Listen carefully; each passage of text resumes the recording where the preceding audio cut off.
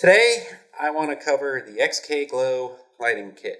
I got the Pro Kit, which comes with the most lights at once. You can always add on by additional, but I wanted to get as many. I figured I'd use them all, and I actually didn't use them all. A little background is I used to always do my own lighting. I'd buy the rolls on eBay and actually solder wires on and connect them. Usually I got just specific colors. I did do the 3-color RGB one time, but I was very limited. I only had 3 switches, so I could do red, I could do green, I could do blue, I could do red and green, I could do red and blue. So I was very limited. This XKGlow kit provides a lot of options. Now, as you see, I have a pulsing green through my engine and blue as my main lighting right now. And that's the default, which you can set in the app for startup. It comes with these strips. And it also comes with, I will not be able to show you, but it comes with pods. Now, with the background I have on LED lighting and this kit, I have to say this kit is phenomenal. It made it so much easier to get everything hooked up. No soldering. Already has the sticky tape, although we'll see how long that lasts. It didn't look like it was 3M's VHB tape, which is almost indestructible. So we will see how long it lasts. If they start peeling, I'll just put on 3M VHB tape and shouldn't have a problem. Out of the entire kit, I had one strip that was bad, and they ask you to plug everything in right from the start to make sure everything works, which it did. However, with a little bit of movement and getting them pressed on, the strip went bad. So there was something defective in it, which didn't happen until I started installing it. I didn't bother to see if they would cover it. They want everything brand new if something is wrong, just to make sure you didn't do anything wrong. In this situation, I just don't know what would have happened. It was one strip, and like I said, I didn't use them all, so it wasn't that big of a deal to me. And I could buy another strip if needed. But for now, I'm pretty happy with how this all looks. Let's see if I can get you a little front. I really lit up the front of the bike. It does have the option to hook into your taillight. I haven't done that yet. That allows you to, when you hit the brake lights, you can actually have it turn red, all solid red, to really be seen that you're stopping. I am going to eventually hook that up just because I like the added visibility. Now, like I said, everything is controlled through the app. So I'm going to load up the app. The app is actually called XKGlow. But I'm going to load up the app here, and let me get this recording.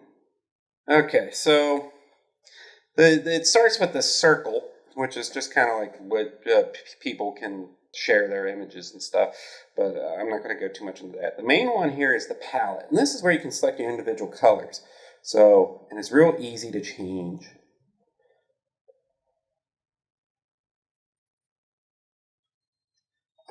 You can set the pulsing right now, of course, is blue. You can set it to pulse quickly, pulse slow, or I guess that's not at all. Let's go up a little bit.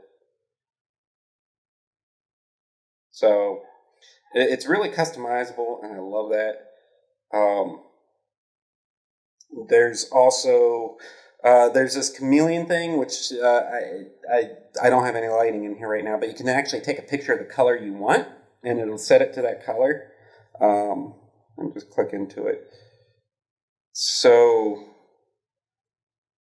I mean, it's not going to work too well because I don't have, but let's take a picture of the green. Boom. So, there, it just set it to all the green. So, it's really cool. And of course you can go to strobe effect. Oops, sorry, one is supposed to be solid on. 2, so you can go to a strobe effect, speed up the strobe, or you can do the breathe or solid on. What I love about this kit is it is customizable. Pennsylvania, I can ride around with blue lights. Maryland, I cannot. So the different states have different laws and what colors you can ride with. So that makes it nice. And that's where, sorry guys, I switched into this. So this is the emergency strobe theme, which I think is awesome. If you have to pull over for whatever reason on the side of the road, that for, say you get a flat tire or something, this would really bring attention to you. Now, it's the same dangers as any kind of emergency vehicle or tow truck. People get target fixated. So I don't recommend standing near the bike just because someone might be looking at it and then drive into you. And my screen turned off. But there's all different kinds of themes on here. You can create your own themes just by going to the new and setting up your own themes. The one thing is the theme is one or two channels at the same time. So you could have two themes running at the same time, I think.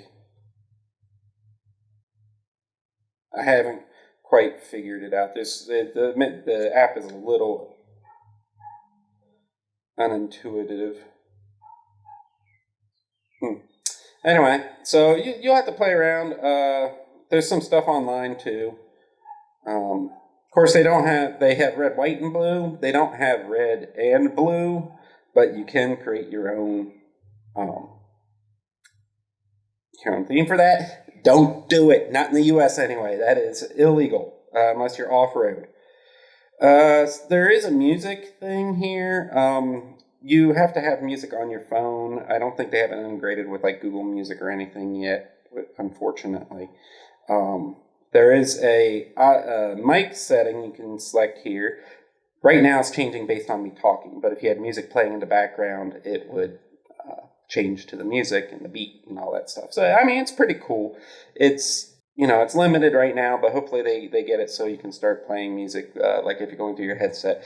Although it isn't really recommended in a lot of states because it is a huge distraction to drivers. So just be careful with that. But if you're in a parking lot or whatever. Motion it lights up based on like acceleration and stuff. So right now I'm just moving my phone back and forth in my hand.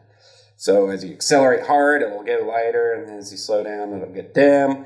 I don't like that because if you're driving on the road, you want to be visible, and if you're not accelerating, it's not going to be too visible. Of course, there's multicolor,